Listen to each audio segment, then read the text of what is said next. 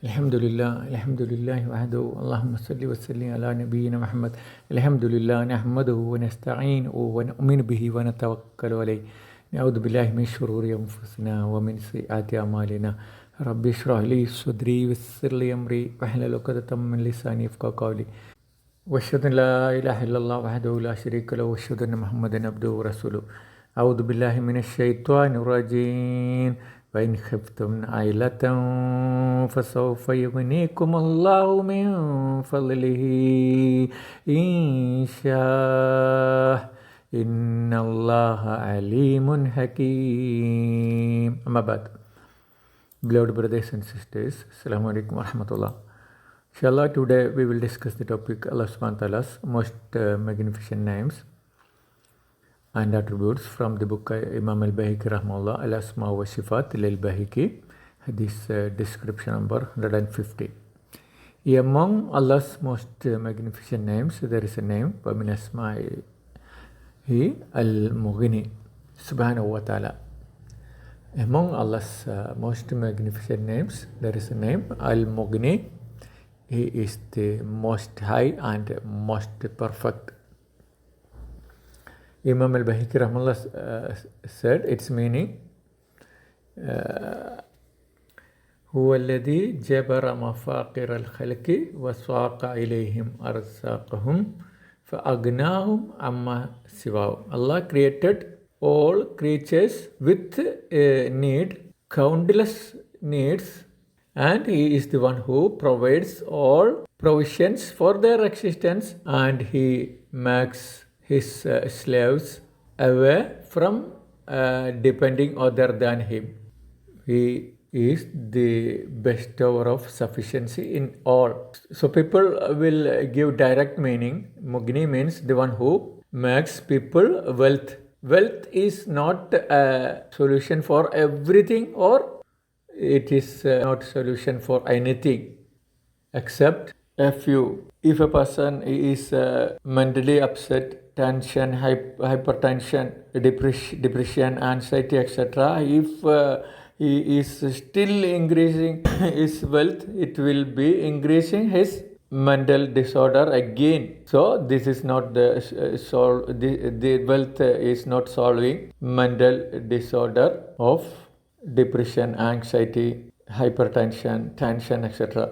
Even if a person sometimes gets mental disorder of insanity or epilepsy, etc., the wealth won't be benefiting to cure it, except to pay something for doctor. But actually mental disorder has no cure except Allah subhanahu wa ta'ala's cure from the Holy Quran. Even he pays, the doctor will prescribe some medicine which will suffice for increasing sleep and nothing else. Subhanallah. So, for the existence of this world, a person needs many things. He needs sufficient breathing air. If the oxygen condense in the air, if it is decreased, he cannot suffer, and if carbon is increased, he cannot breathe, cannot absorb breath. The man is poor. This is his attribute. Allah created him, and he must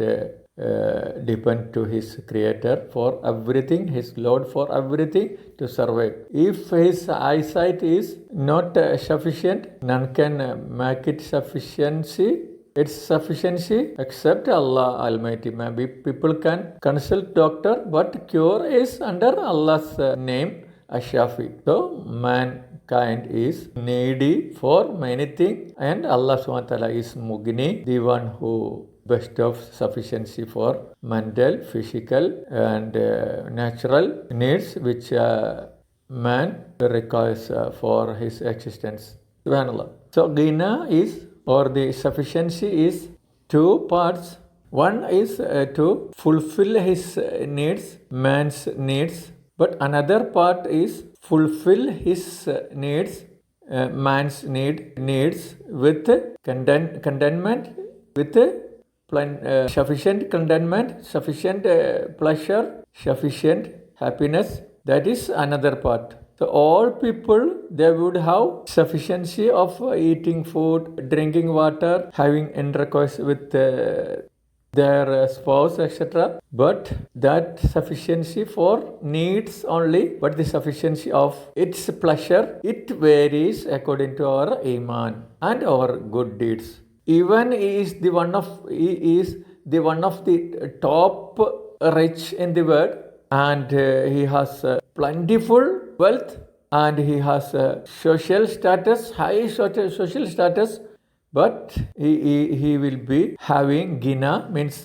sufficiency in one part, that is material or physical part, but another part, mental part, that is none can obtain except the believers. For the believers only would have sufficient contentment, sufficient happiness, sufficient pleasure, which will not depreciate, and it will last more hours and more days and even years, subhanallah. So those who are not experienced it will think it is lying. It's incredible, because the requirement for those other than believers, their requirement is as the requirement of the animals. The Holy Quran says they will require for food just for filling their stomach. It's sufficient contentment from it, sufficient satisfaction from it.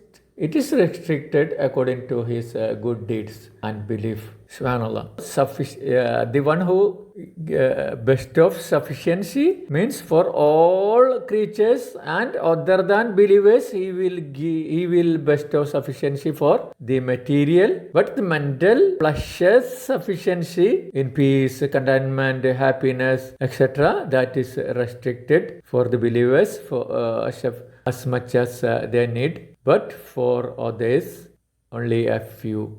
That is what Imam Ibn Taymiyyah mentioned. We have mentioned it before. All religions, Jews, Christians, and below it pagans, Hindus, etc., they would have only the pleasure of lumps, means physical pleasure. The mental and soul's pleasure sufficiently won't be having anybody except believer. May Allah include all of us among those believers. Ameen. Because, for example, the government opened a medical college and announced that we have so and so syllabus, first semester so and second semester so and so. Whoever learns it, then whoever undergoes practical courses, then implementing it with the supervision of senior doctors, then we will issue the medical MBBS certificate. Then he said, no, I don't touch the text which the government issued to be a doctor, nor I will attend practical classes, nor I will practice it under the senior doctors. I won't be a doctor. How it can be possible? Same way, Allah subhanahu wa ta'ala sends down the sufficiency through the Holy Quran. Allah subhanahu wa ta'ala Messenger sallallahu alaihi wasallam said, Al-Quran aghaniyam. Quran is the sufficiency. So we mentioned Quran is not as the medical text. Quran has two types of knowledge. One is apparent knowledge. It is called, Imam Ibn Qayyim Rahmullah mentioned in Madarij Salikin, it is called ilm jali or ilm lahir, apparent knowledge. And there is another part of knowledge, that is ilm khafi, hidden knowledge, that is a special gift for those who fear Allah and abstain evil and do good. Allah's Messenger sallallahu alaihi wasallam said, Laysa minna man lam yattaganna bil Quran. Whoever doesn't obtain gina, means a sufficiency with the Holy Quran, they are not of us. Imam al-Hajar al-Asqalani in its interpretation said, Yattaganna bil Quran, yastagna bihi, means being sufficiency of all needs by the Holy Quran. It is the one of the meanings of Yattaganna. Another meaning is, whoever doesn't recite the Holy Quran in tajweed, melodious way, he is not of us. And another meaning is, whoever doesn't be sufficient in everything by the Holy Quran, he is not of us. Subhanallah. So I mentioned it here that Allah subhanahu wa ta'ala bestows sufficiency for material for everybody, but for the believers, he bestows material sufficiency and mental contentment sufficiency, because believers' heart is always with the Holy Quran. They would have its hidden knowledge, and by keeping taqwa, fearing Allah, and abstaining all kinds of major sins, so they would have hidden and apparent knowledge of the Holy Quran, that they will be sufficed with the Holy Quran. So just to go through the translations and say, oh Sheikh, I didn't find anything here. This is funny, except a few, you won't get anything except a few benefit from the translations.